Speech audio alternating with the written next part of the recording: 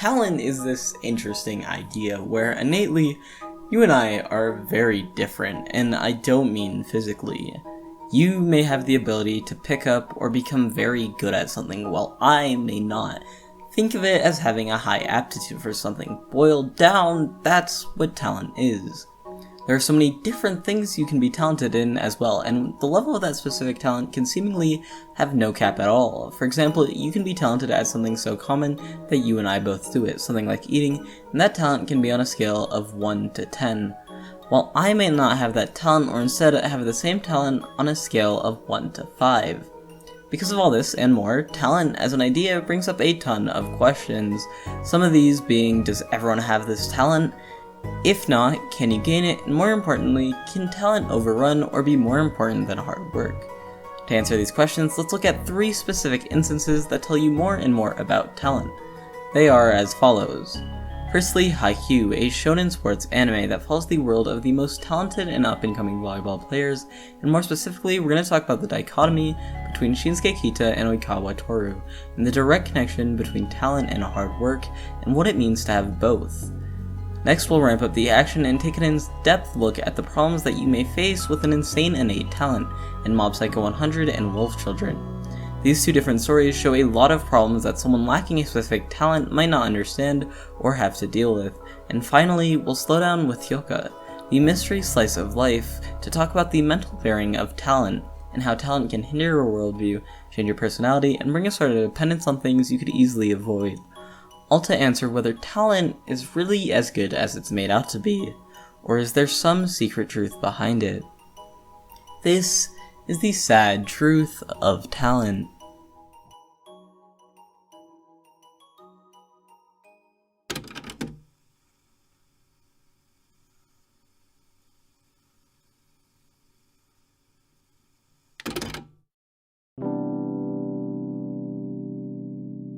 Haikyuu is a volleyball anime that centers around the high school volleyball scene with larger-than-life characters such as Oikawa, Hinata, and Kageyama, the first of the 3 being the main focus of this segment. Oikawa was a setter, a sort of forward position in volleyball that acts as a control tower of sorts. He was known to bring out the best in his teammates, and he was praised consistently and all throughout middle school. He saw himself as someone who did his absolute best, but unfortunately reached his peak early on. He kept improving himself, sure, but he could never find any reasonable improvement, so he thought that he had done all he could to be better at volleyball. He blamed this lack of improvement and more on his lack of talent, and looked on in disgust at those who had what he so wanted. Skip a few moments, and that same young boy has found himself speaking to an anonymous figure looking for directions, and the words, "Have you found the limits of your abilities?" resonate as the first thing that he says. Though this question at this point in time may seem apparently quite obvious, the next lines berate this idea. They talk about mindset, physique, and technique, and though in essence they might seem like preaching from an outsider, it really helps change the point of view the story can take. At the current moment, Haikyuu has always had this focus on the talented. From the very start, we're introduced to a character who seems so destined for greatness through the viewing of a TV screen, but in reality it's not quite like it seems. This idea of talent is a very massive theme throughout, and beyond the flashy animation and panels, talent allows for the story to take a very serious take on the sports world, and that is based into 2 different perspectives. One being Oikawa's, the guy we mentioned earlier. His perspective boiled down was that as soon as you realize your talent can't take you further, or your lack of it is holding you back, it's at that point where you need to fend off those who are talented, not better yourself. It finds Oikawa in a very fragile place where he's constantly playing not to win, but not to lose. Every win he gets is not a happy one. It's why we see this disgruntled look on his face after each victory, and that just keeps happening until they eventually do lose. The other is, well, Shinsuke Kita, and also the unnamed instructor. Shinsuke Kita is the captain of Inarizaki High School. He lives by his daily routine and his ability of a sort of self-confidence. The idea that if you've practiced something enough, no matter the circumstances, you'll be able to do it. There's no need for nervousness or panic, because you've put in the effort and now you can reap the rewards. It's a nice idea, and subsequently he believes that those who are viewed as talented or even monsters are the same as us. they put in the effort and reap their rewards. 俺が毎日1から10やっとるところ、厚みみたいな連中は1から20やっとんねん。あるいはより効果的な10、密度の高い10。ほんでたまに1から10やなくて A から Z やってみたらどんなやろ。 It's an inline idea, and here is the two polar opposites in their mindsets. One views talent as an almighty factor, while the other views talent as simply a product of their hard work, and it blurs the line of hard work and talent, but ultimately keeps it apart. Now, what I'm about to say may seem contradictory, but it isn't. Hida is not rejecting talent as an idea, but it's the concept that if you are restricted by the idea of talent, you'll lose the hard work you can put into it. The time Oikawa spends beaming about the talent he doesn't have affects him mentally. To not be able to celebrate with your team only because you're thinking of the future, and so on and so forth. That's where we bring back the no-named anonymous instructor. He knew this, and so he tells it how it is. He doesn't tell Oikawa that what he's been complaining about doesn't exist. What he says is that caring about it only matters once you've exhausted everything. Mental, physique, team condition, and at no point will you be able to, because there's always a way to get better in any form or condition. In this, you can see Oikawa's view as wrong, and it might be. But the initial idea about talent could be correct. Nobody is rejecting the existence of it, there are just people who don't have it. Think of it as fighting an uphill battle. Hell, it might not be a specific talent that lets them overcome you, but it might be just the talent to keep going. Maybe it's the talent to do things at that denser 10. However, it's imperative that you keep moving upwards, or you will surely fall, and yes, we are still on that uphill battle metaphor.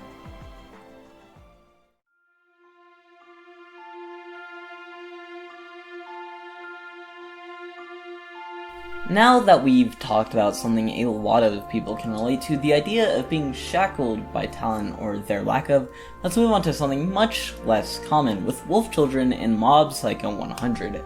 The idea of the unknown, the idea of knowing not what's right, but if there is a right at all, and the idea of solemn uncertainty. This is what we see in Wolf Children. Born by a father who possessed the ability to turn into a wolf, we are set in a picture of unknowing, aimless kids as they traverse through their life, yet as quickly as we are introduced to the father, he, and the only link to that unknown part of their life, their wolf side, that the kids had access to, passed away. Now, left with all this turmoil, all the kids and wife can do is try their best to not only understand the changes in their life, but also understand how to deal with something that nobody else can help you with. From the ever-changing environment that can only be dealt with by familiarizing with it, to the seclusion you might feel from your classmates, all the way to the conflict of human versus animal. As a tale, it's thrilling and emotionally impactful in a way you can really only get from this type of story. However, talent-wise, it brings a lot more than just an emotional story. It reveals something I think a lot of supposedly talented kids might have felt or feel, and that is the feelings of expectations, difference, and exclusion. The feeling that you had to be something else, either towards the more unrealistic and overly talented, or become like your peers, who may also be talented, but simply are forced to conform to the norm. This idea is unsettling, to say the least, and it is the sad truth when it comes to things like this. There is no avoidance but to learn to, as cliche as it may sound, be yourself. And so when I see Wolf Children and see Yuki go through that and Ame reject it, it's sort of what causes this back and forth to me, because in essence, what they're arguing about is their humanity. When Yuki goes to school and makes friends, or at least tries, she is experiencing the human lifestyle, while Ame ditches that, embraces his wolf side, meets a fox teacher, and goes down that path. So while the story has a lot to say on what makes us human, it also has this subtext on what talent does in that narrative.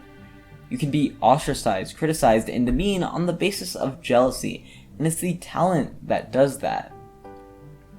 Some call it a form of exchange. You gain a talent and in return there's this chance that you're not like your peers. In a way, that may be a charming idea, but in another way it feels unfair. An unequal deal, a bargain for the other party, a deal that you didn't choose. But at the very least, talent tells us this. There will be people who are different in every way, but that doesn't mean you lack your own strife. Ame's departure is seen as one of the most heartbreaking scenes in the story, and that is realizing that his talent has changed him the same way Yuki has let her talent keep her on the path of the mass majority. Ame and Yuki are the two sides to the same coin, both figuratively in their ideals and materialize on where their story ends up going. If a movie like Wolf Children could get a sequel, I think a lot of the power that the original movie had would be lost, purely because the choices we see them take are fulfilled off-screen. We can only really guess what happens, and they can really only pursue their decisions.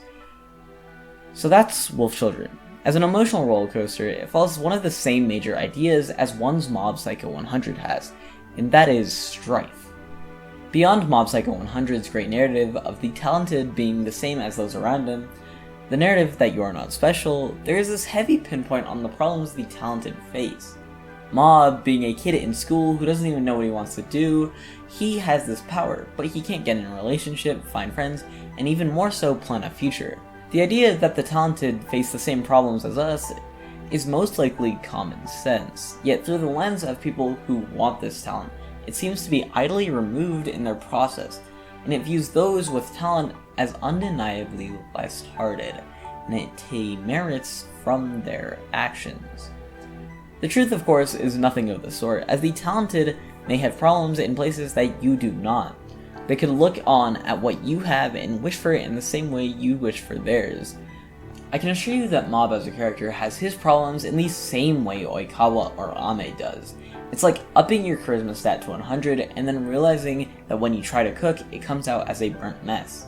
Sure, you might be able to sell that burnt mess, but no matter what you do, your charisma won't make that food taste better. In this essence is where I find the parallel to Mob Psycho 100 and Wolf Children, though in the latter it doesn't really feel like the ability to turn into the wolf is a talent. The show makes it feel like a curse, and a proper perspective for those with the talent. They can see something like this as a detriment rather than an innate ability, and it puts your personal perspective on blast. So much so that it makes you wonder whether talent is really all that good.